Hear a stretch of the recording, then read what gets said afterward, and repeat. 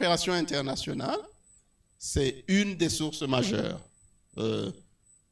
du financement pour des pays en développement. Et le Burundi en a besoin, comme tous les autres pays en développement. D'ailleurs, historiquement, c'est la plus importante source de ressources extérieures au Burundi.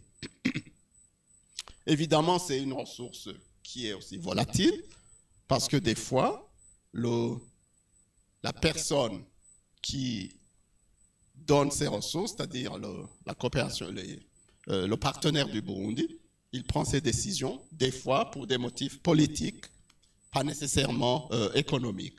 Il faut en être conscient et puis savoir comment travailler avec lui. Ça, c'est le montant de l'aide publique au développement par rapport au revenu national brut. Et ce que j'ai dit, par exemple, vous allez voir que ça suit à peu près les cycles politiques. Quand il y a des événements politiques importants, ici, je crois, c'est 1996, il y a une chute drastique de l'aide publique au développement.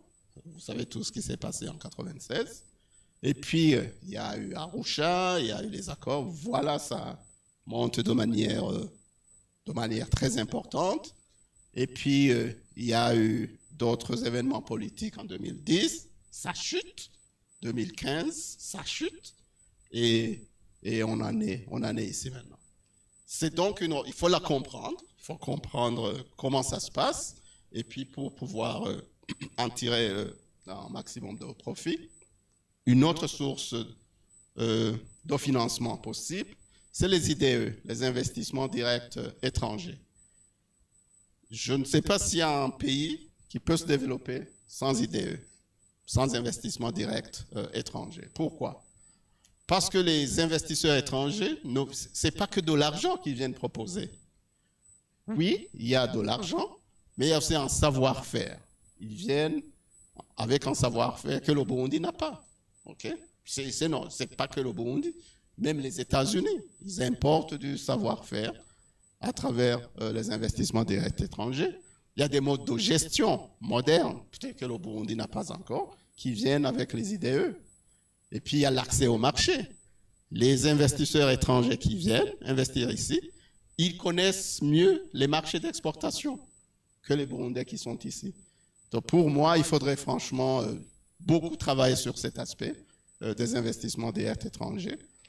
Parce que maintenant, je vais vous montrer encore une fois les chiffres.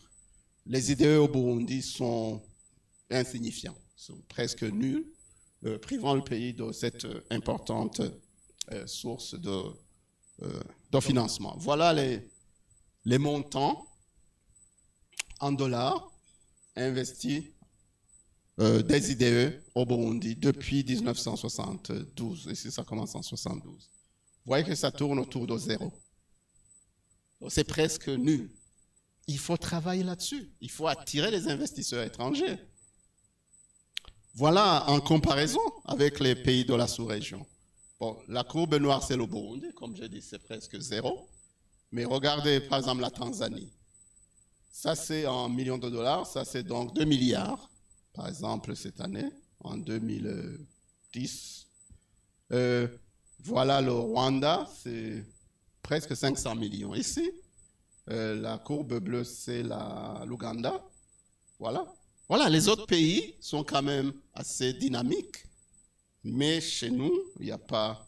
Voilà, donc on a peut-être un exemple, si on veut peut-être voir qu'est-ce que la Tanzanie a fait pour pouvoir attirer autant d'investissements.